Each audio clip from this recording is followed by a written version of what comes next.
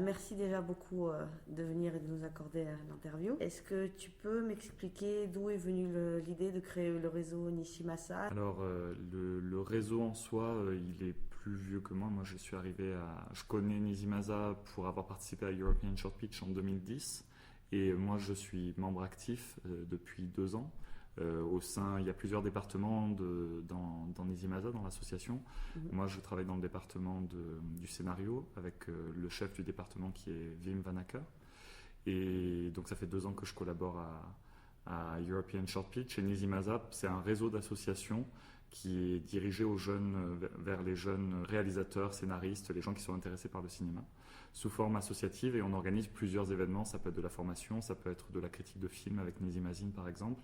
Et European Short Pitch, c'est un événement qui a 8 ans, c'est la 8e édition cette année. Et l'idée, c'est qu'en gros, Nizimasa a soit des associations dans chaque pays de l'Europe élargie, on a un réseau qui dépasse un peu les limites de l'Europe, soit si c'est pas Nizimasa qui est présent dans un pays, soit on a des associations relais, et au Luxembourg c'est Film Réacteur qui est l'association relais de Nizimasa.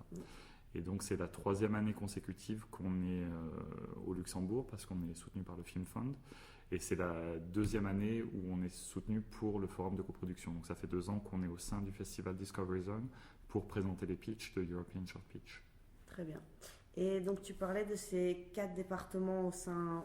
Si tu pouvais brièvement expliquer et présenter chaque département. Ouais. Donc le Nizimasa, c'est un réseau de 31 associations, dont c'est soit des associations Nizimasa qui sont présentes dans tous les pays d'Europe, soit des associations relais, partenaires de Nizimasa. Par exemple au Luxembourg, notre partenaire c'est Film Réacteur depuis de nombreuses années.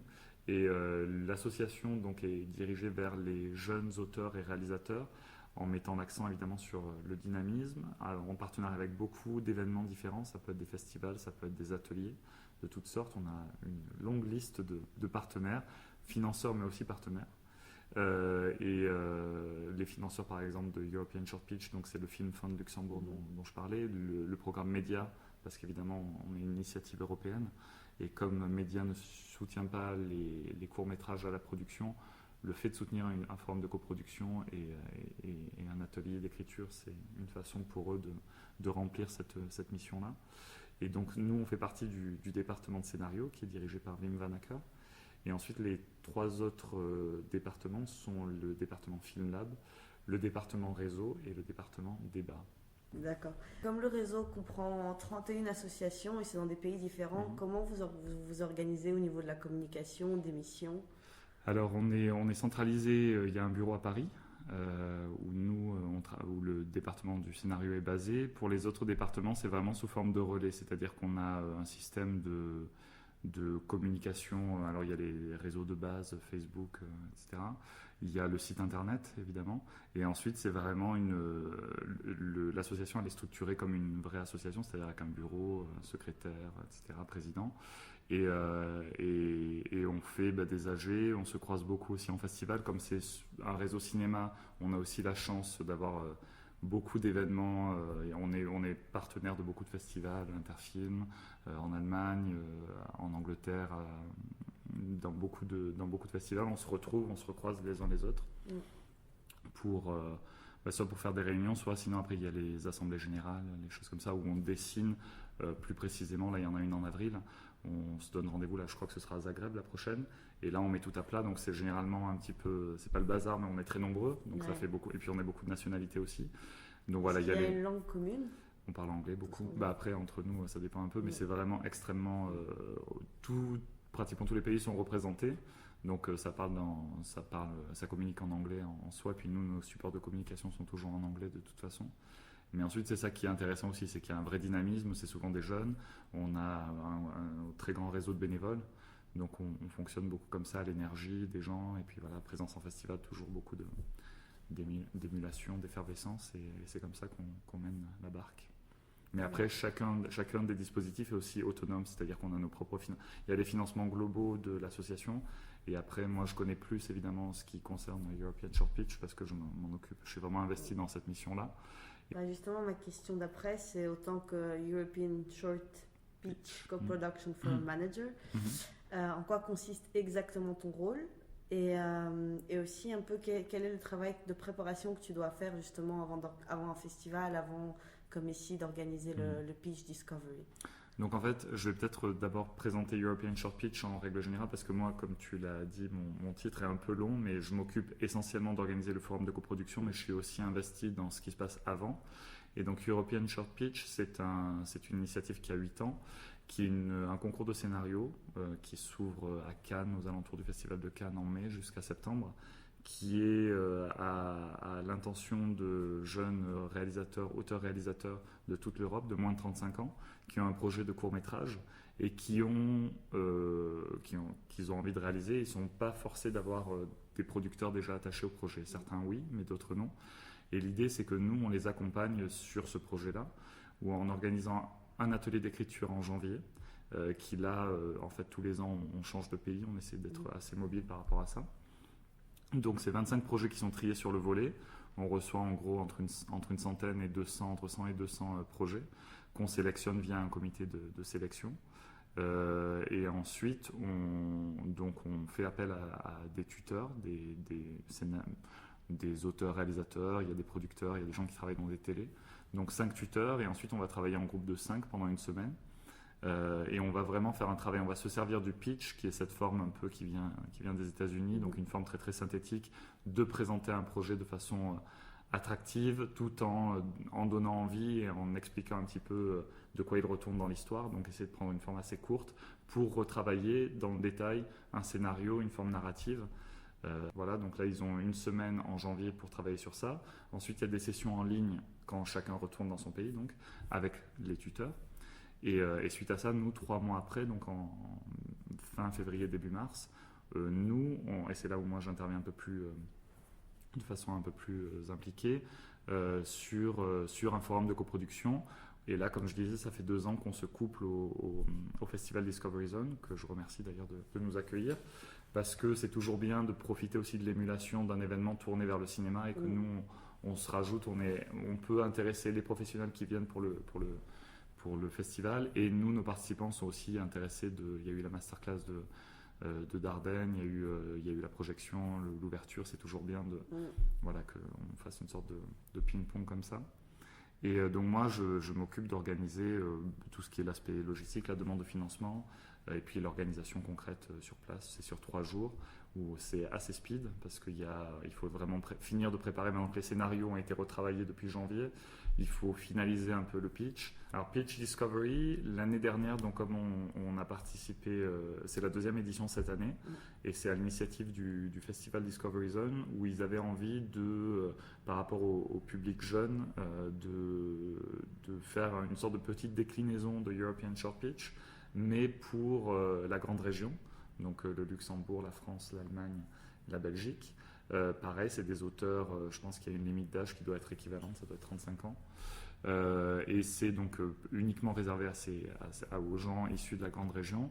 On a fait un appel à projet qui est plus ciblé, mais qui est plutôt dirigé vers les écoles de cinéma, les jeunes auteurs. C'est des profils qui peuvent être plus variés, c'est-à-dire que ce n'est pas forcément des gens qui travaillent déjà dans le cinéma, mais pareil, qui ont une envie, un scénario qui est peut-être moins abouti.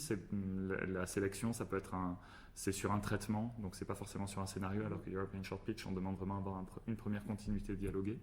Donc là, c'est un peu, ça peut être une étape un peu intermédiaire. Et l'idée, c'est sur 3 jours de prendre le dispositif European Short Pitch, donc se baser sur le pitch pour retravailler une forme de scénario, de court-métrage. Mais voilà, en essayant d'être un peu plus resserré dans le temps et en faisant le même principe, c'est-à-dire se baser sur un petit pitch de 5 minutes qui vont présenter donc jeudi après-midi à l'auditorium Beck ici dans le Cercle Cité. Pour le coup essayer de trouver des producteurs. Et puis en même temps, c'est de leur donner des clés, des premiers outils de narration, de dramaturgie. Et cette année, je vais travailler avec un auteur, je suis co-tuteur sur cet événement avec Frédéric Zaimet, qui est un auteur luxembourgeois, qui est un ancien participant d'ailleurs de European Short Pitch. On sera 2 à mener cet atelier. Il y a eu 8 projets qui ont été retenus. Très bien. Et justement, durant ces ateliers, ou en général, quand tu parles à ces jeunes, quels conseils tu leur donnes Les conseils, c'est très scénariste. On ne donne pas des conseils pour être scénariste, on n'est pas aussi général que ça, vraiment on s'appuie sur les projets. C'est-à-dire que nous, on a sélectionné le projet évidemment en fonction du profil de l'auteur. Mais voilà, moi généralement, je commence en disant qu'il n'y a pas ni de scénario parfait, ni de pitch parfait. Ni de règles, vraiment. Il n'y a pas vraiment. Alors il y a des règles, mais c'est toujours pareil avec les règles, il faut savoir en prendre et en laisser. L'idée, c'est vraiment de se mettre au service, de se servir des outils qu'on connaît de dramaturgie, de narration, pour les projets. Et là, on voit que les projets sont très éclectiques. Il y a des gens qui ont déjà les techniques d'écriture de scénario, d'autres pas du tout, mais qui ont une idée qui est extrêmement forte.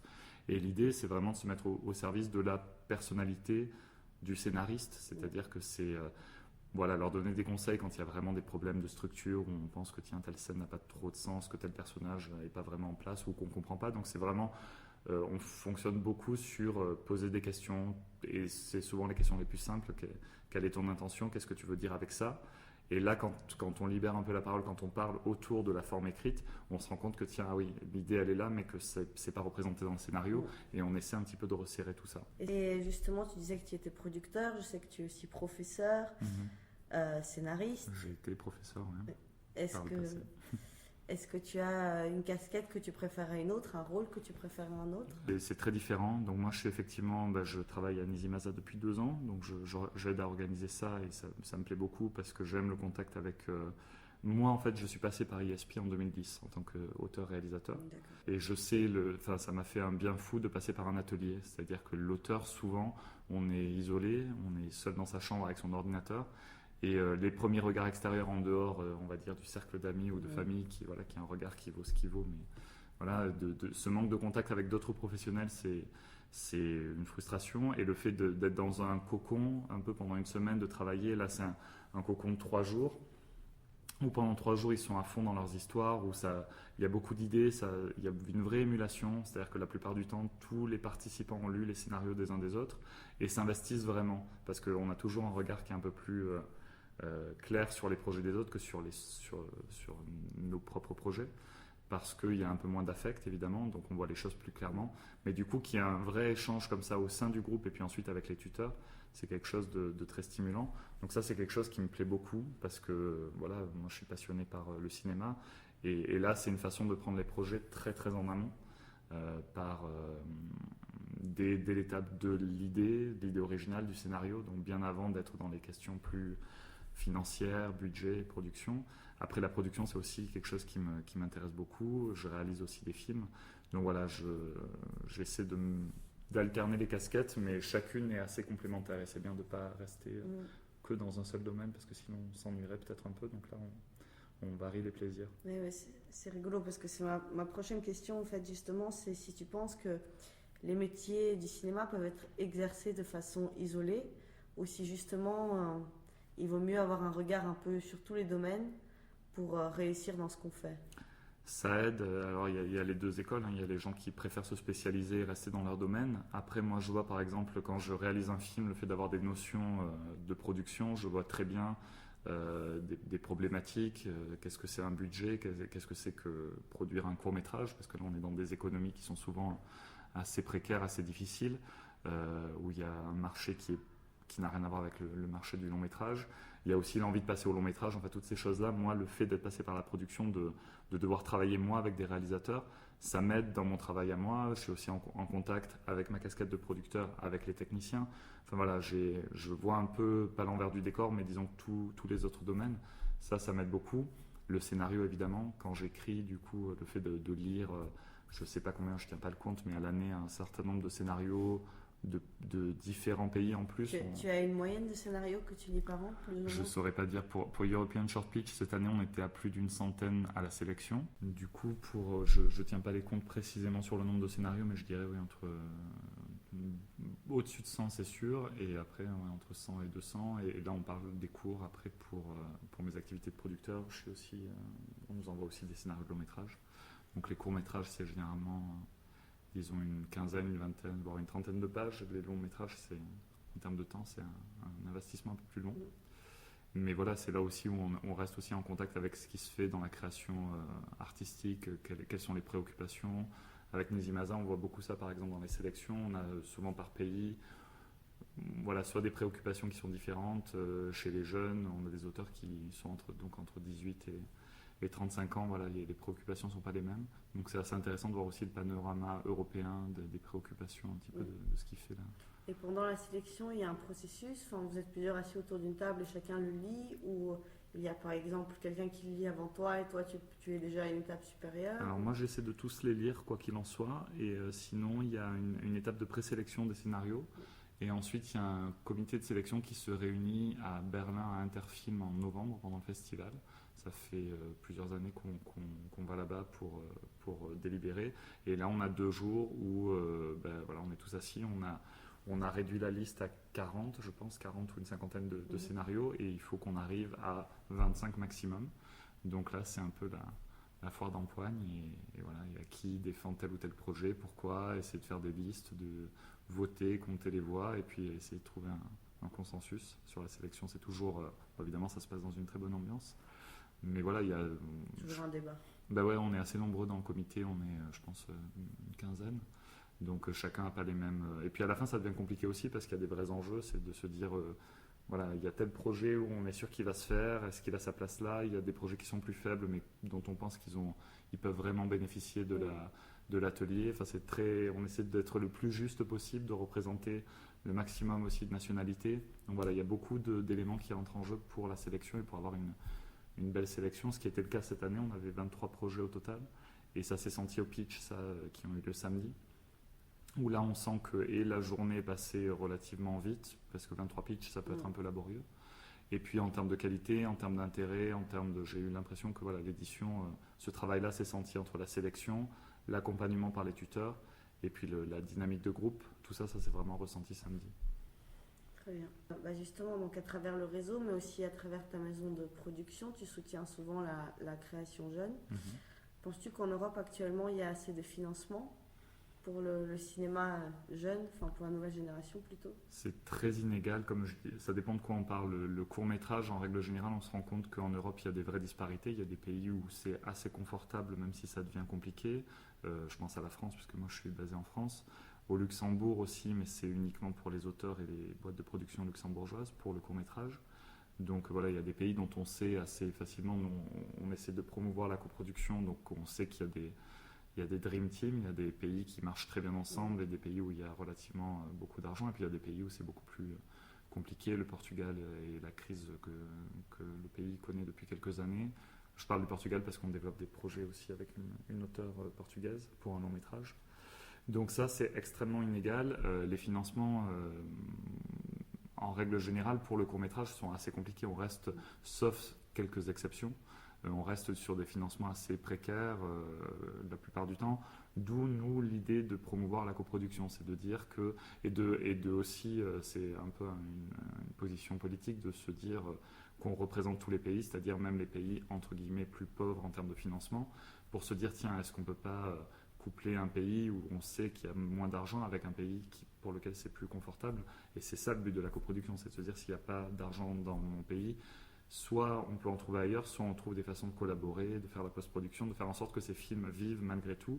Et c'est tout le but d'un forum de coproduction, c'est de mettre en présence des gens et les producteurs et les porteurs de projets pour faire ça. Mais c'est pour ça que European Short Pitch, c'est aussi d'une certaine manière une façon de soutenir le court-métrage, même si on n'apporte pas de financement, mais on offre un accompagnement à l'écriture, ce qui maintenant est très rare pour le court-métrage, d'avoir des aides à l'écriture ou de vraiment être coacher pendant une semaine, d'avoir des sessions en ligne, etc.